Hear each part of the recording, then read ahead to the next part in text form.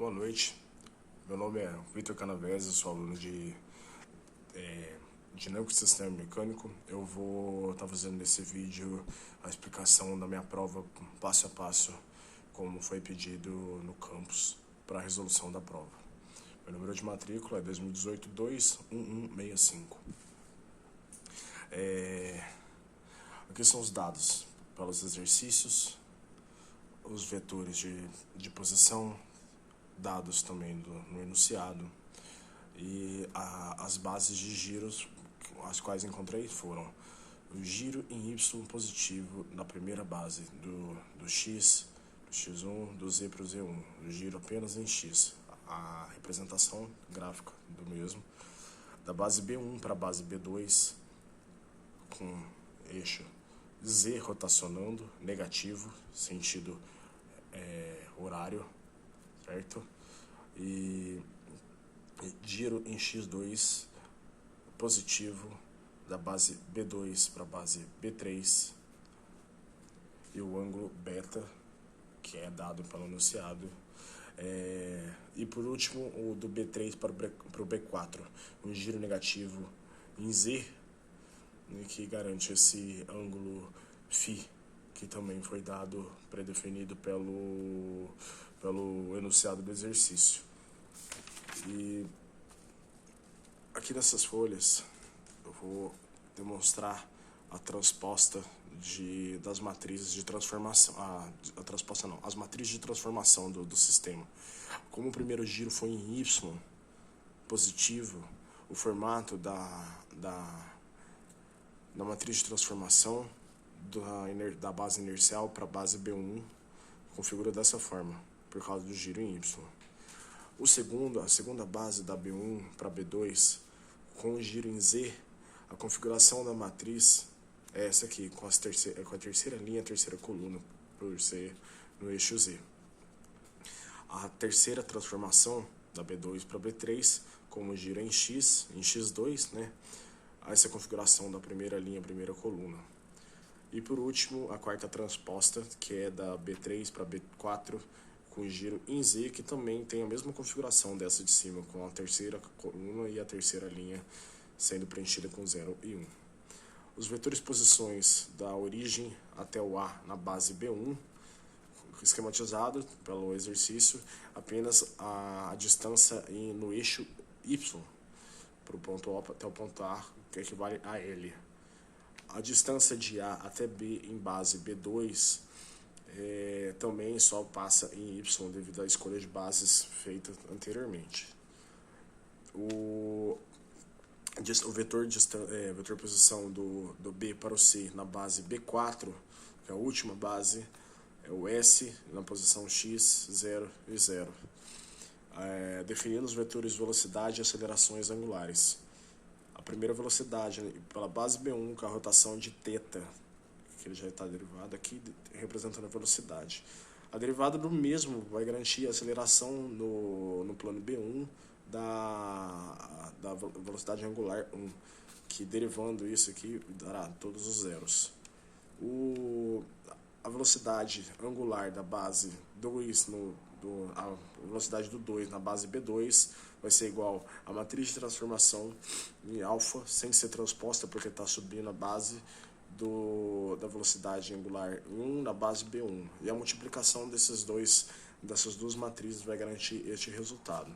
E esse mesmo derivando para definir a aceleração 2 na B2, derivando esse conjunto de vetores, vou exonerar nesse aqui. Para achar a velocidade de 3 em B3, a transposta de beta de B2 da velocidade 2 vai ser, para subir de base, vai ser sem ser a matriz transposta, vai ser só a matriz transformação, somado pela velocidade angular de beta, que vai configurar essa matriz de 3 linhas em uma coluna. E derivando para achar a aceleração do ponto 3 na base B3, né, derivando em relação ao tempo, a gente vai garantir este formato de matriz. E fazendo a lei do seno e cosseno, a gente consegue simplificar essa mesma até chegar neste valor que vai garantir essa matriz de 3 linhas vai ser a aceleração do ponto 3 na base B3. Continuando, a explicação da base 4, seguindo o mesmo raciocínio que as anteriores, né, de passar a velocidade anterior da base B3 vezes a matriz de transformação ser transposta para poder subir de base, mais a velocidade angular do sigma, né, vai ser sentido anti-horário, sentido horário vai ser negativo, e a multiplicação desses termos vai nos garantir esta matriz.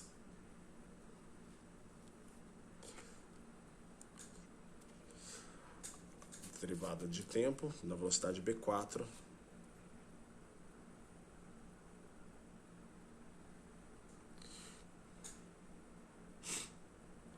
isso aqui basicamente derivou todo o W4, né, dessa parte aqui, para poder achar a aceleração do ponto 4.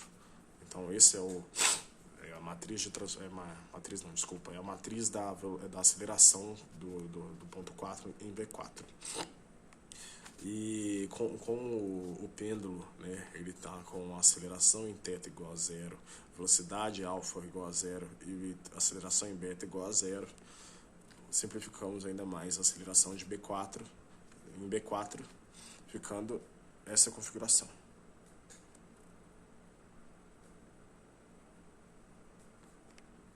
Prosseguindo para encontrar a aceleração linear através da equação de 5 termos, certo? Respeitando o que foi feito em aula com velocidade relativa, aceleração relativa e aceleração inicial tendendo a 0, a origem tem aceleração absoluta igual a 0, por conta da base fixa. Cada novo ponto de referência em relação ao anterior foi cuidadosamente adotado para ter a velocidade relativa e aceleração relativa igual a 0.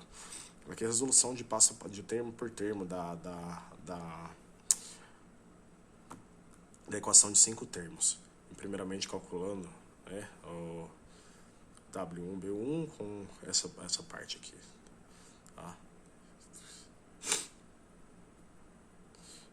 E vai garantir a aceleração 0 na base A, na base B1 de A.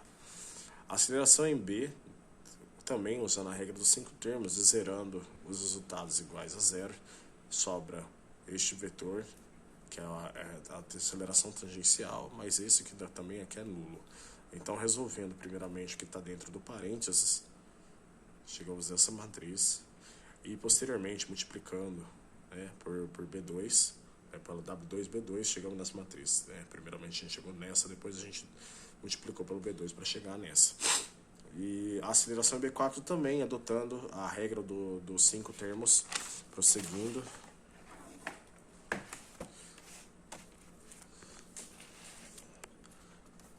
Obtemos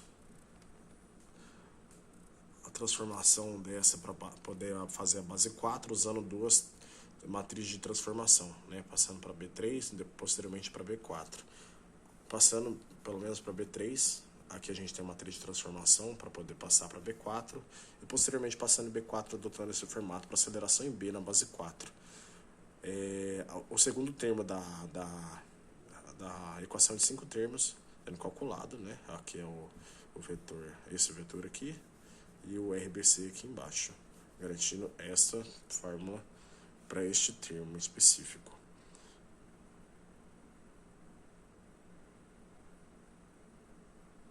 Aqui eu errei o parênteses, essa parte aqui é o Z, né? São todas essas configurações, e posteriormente simplificando, né? Jogando esses valores ainda de incógnita da velocidade do 4Z na base B4,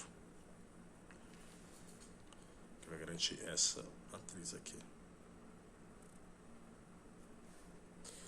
A aceleração, portanto, a aceleração em B4, que é a soma de todas elas, né, que foram achadas, deu esta matriz, que foi a soma de todos os termos que a gente resolveu anteriormente.